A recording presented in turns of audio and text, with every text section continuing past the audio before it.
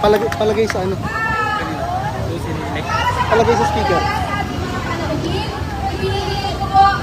Sa speaker ko yung pila mo. Oo, palagay.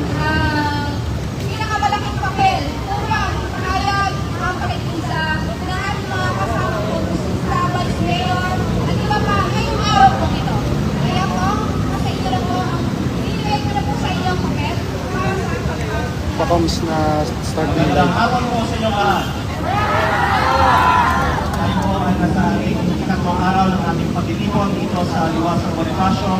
Dumadami at dumadami tayo at yung araw meron tayo mga espesyal na bisita na ating mga kakampi sa Panawagan ng Kababa, Kombinasyon ng Dagis at Kababa ng Ba. At ito po ay ang aming espesyal na karangalan na ibigay ang mikropono sa ating kakampi sa Kongreso na may panupalagin. Hindi lang nagkabahang lahat kung hindi tanggalin ang buong lahat. At ito po ay si Congressman Kiko Barzaga. Now, basta mga batang gano'n dito. Good afternoon everyone. Ito naman natin yung pagkakunan tayo natin ngayon. Dapat na natin tanggalin ang lahat ng excise tax on all food products. Alam niyo kung bakit? Kasi nilinahulan nila yan! Naman tayo ng health control at magkaroon ng investigasyon sa control. Kailangan ko ng ano dito. Wala! Coms. Kaya para hindi man nakaka-compare natin Rene, coms, Rene. we have to remove value-added taxation, we have to remove excise tax on fuel products, and we have to minimize tax as much as possible. And in order to further increase hindi lang kasi maging sustainable. Pa-check ako ng live sa page ni Com. Dali. Pa-check ako ng live. No na. Kung okay yung audio.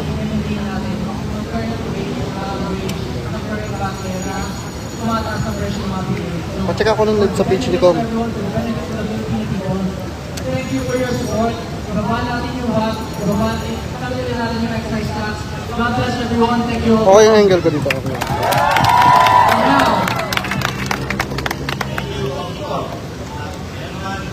Sa karating kami sa kabalaan ng Balas sa Kongreso. Ganito po ngayon ang representante ng Sagip Parties, Congressman Paolo Marcoleta. Magandang hapon po sa inyong lahat. Sino po yung nakakatatlong araw na dito? 4 na araw. So walang uuwi ha? Walang uuwi!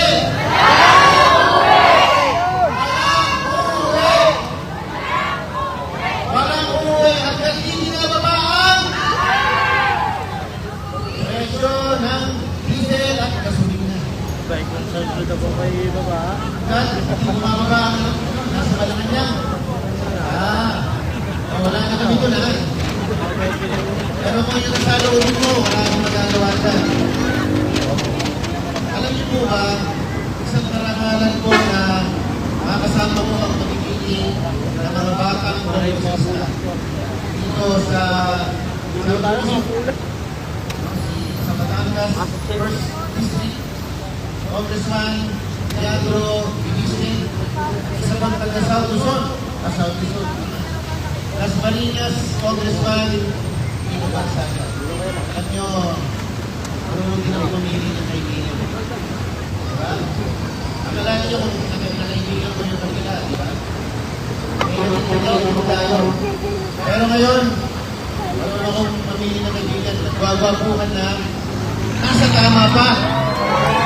At siyempre, meron din tayong nakagwe sa Norte.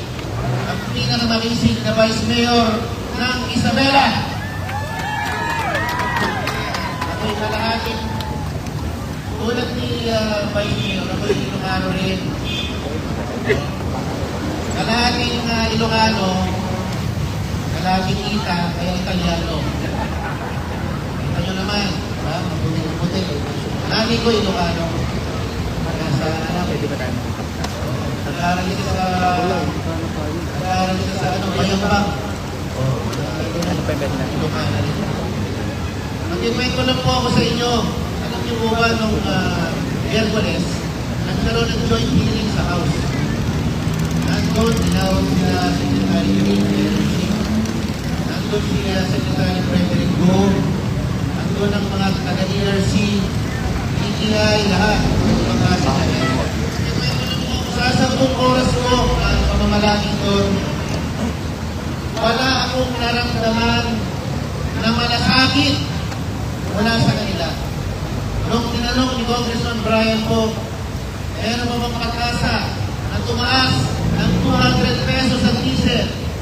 Ang sinabi ni Secretary Garin, tingin ko baka mas tumaas na doon. Dahil wala tayong control sa nangyayari sa Middle East. Yung ba dapat marinig mo sa isang head ng Department of Energy? Tila walang pakialam, walang puso para sa mahihirap. Parang nagiging gusto lang tagapagsalita ka ng ba ng mga oil companies. Ang pangalan na lang ba ng yung iniisip, hindi nila iniisip ang paghihirap ng regular na mamamayang Pilipino? Wala man lang walang nararamdaman na sama ng loob. Parang very passive ang kanilang reaksyon. Wala po kami magagawa Kasi yung ceasefire daw ng US and Iran, hindi daw agad-agad mararamdaman yung rollback. Sabi nila, it may take weeks or even months para mararamdaman daw yung pagbaba. Naniniwala ba kayo doon? Hindi ko, merong pakiramdam ko, may usapan lang Parang may usapan lang na, sige, taas ko lang. Parang makita tayo pareho-pareho. Ganun ba ang nararamdaman nyo? Niloloko ba tayo? Hindi! Ano gagawin natin? Dalampagin ang ahensya! Kaya dapat walang uuwi dito. Hanggang di natin napupuno ang Liwasang Bonifacio umabot hanggang Menjola. Wala dapat uuwi. Sino uuwi kami yan? Uuwi lang kayo para maligo. Nakakami kasi natin na uuwi kami. Napakaraming may asip dito. Pero okay lang, basta may paglaban natin ang ating gusto. Diba?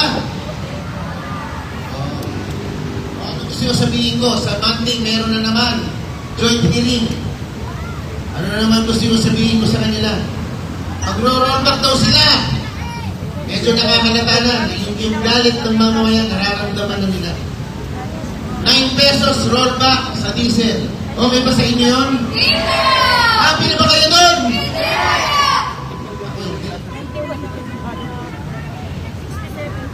Correct. Gasolina. Alam niyo yung ibababa na rollback? Piso. Nahiya pa kayo. Makuha niya. Ang taas, grabe silang magtaas, pero pagka rollback, patingin-tingin. Ano kami, pinag-iinsulto nyo kami? Hindi pwedeng ganyan. Kaya, next week, sasama kami ulit, magtuturo ulit kami ni Kong Lian at ni Kong Kiko. Magbabantay kami, magmamatyak sa joint hearing, hanggat di natin nakukuha ang gusto natin.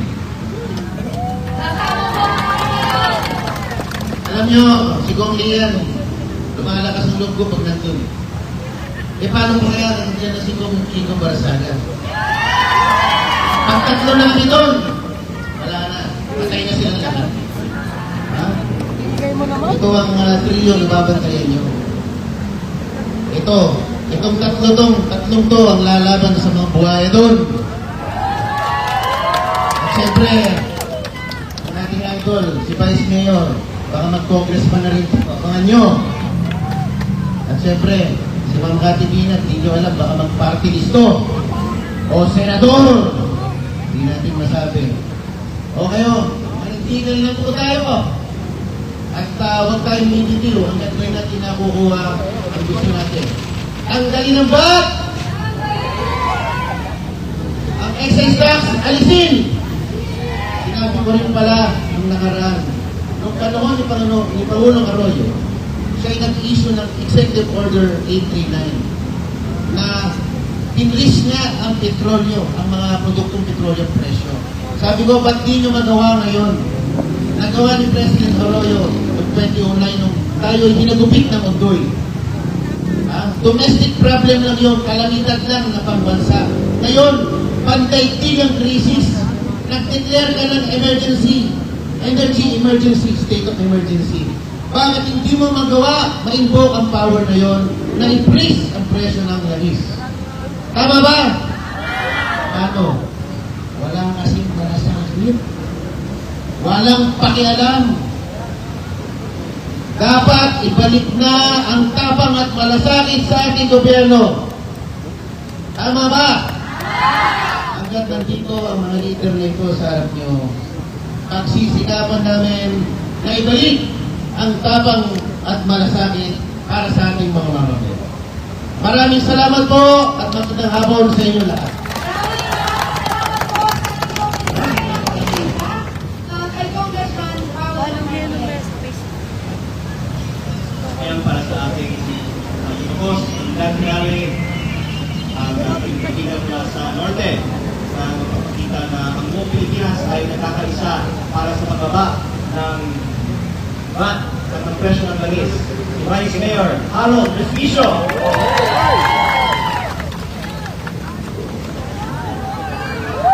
Magandang hapon mga Batanggano!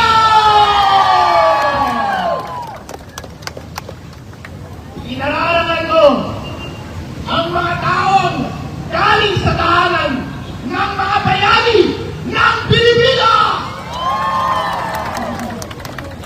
At syempre, kasama ko rin ang mga bagong bayani ng Pilipinas. Bagong bayani ba? Si Congressman Ian Lavistan! Yun! Isa pang pinanggalingan ang bayani ng Pilipinas, tahanan ng Magigiting, ang Cavite! Yeah! Bagong bayani ba? Si Congressman Vigo Barcelo! At ito rin, bagong bayani ng Kongreso, sila lang ang lumalaban at pinakasuhan. Congressman Ian, Congressman Vigo, at si Congressman Paolo. Bagong bayani ito, sagutin niyo. Bagong bayani ba? Si Congressman Paolo Marcoleta! Ako po si Atty. Harold Respicio. Vice Mayor po ako ng Reina Mercedes Isabela.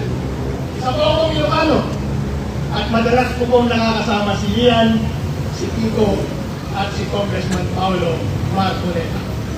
At nandito ako ngayon, kasama ko kayo para manawagan sa aming Pangulo na sa wakas ay magtrabaho ka na, sir! Gusto niyo na bang magtrabaho si BBM? Gusto ko isigaw ninyo ng napakalakas.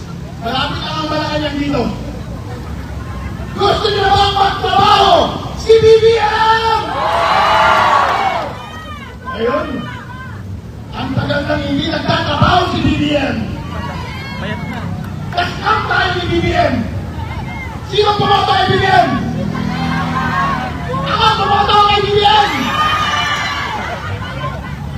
Tinukano ako eh.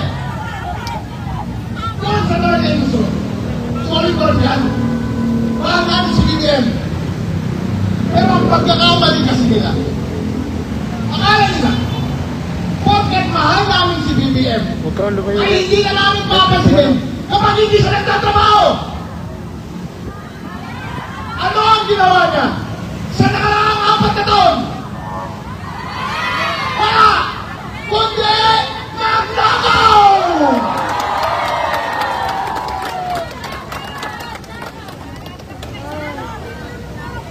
Kaya ng ating panawagan ay tanggalin lang excise tax, tanggalin ang VAT para sa panahon ng krisis ngayon ay maibsan naman ang ating kahirapan. Gusto niyo ba yan? BBM Pangulo na ito. Hindi pa uli ang lahat. Yung pangako ko sa amin na ibabalik ko ang karaan ng mga Pilipino, pwede mo na ang gawin ngayon. Itigil mo na ang pagnanakaw at simulan mo ng magtrabaho.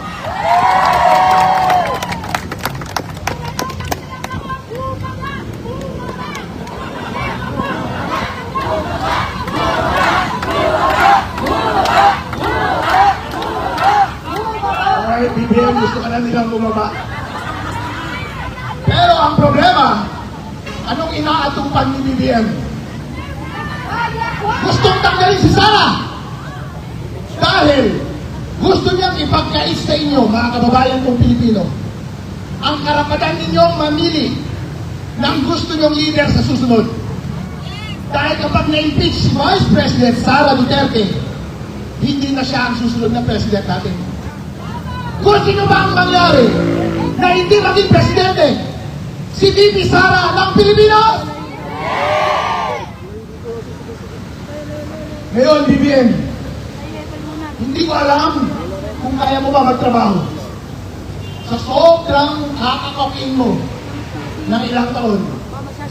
At ngayon siguro, sa sobrang stress mo, ay nakakasakit ka na. Bigla at katiwalaan na maibsan ng ating kahirapan ngayong panahon ng krisis at para magsimula na ang inyong pangako na umunlad ang Pilipinas, gawin na natin ang ating trabaho at tama na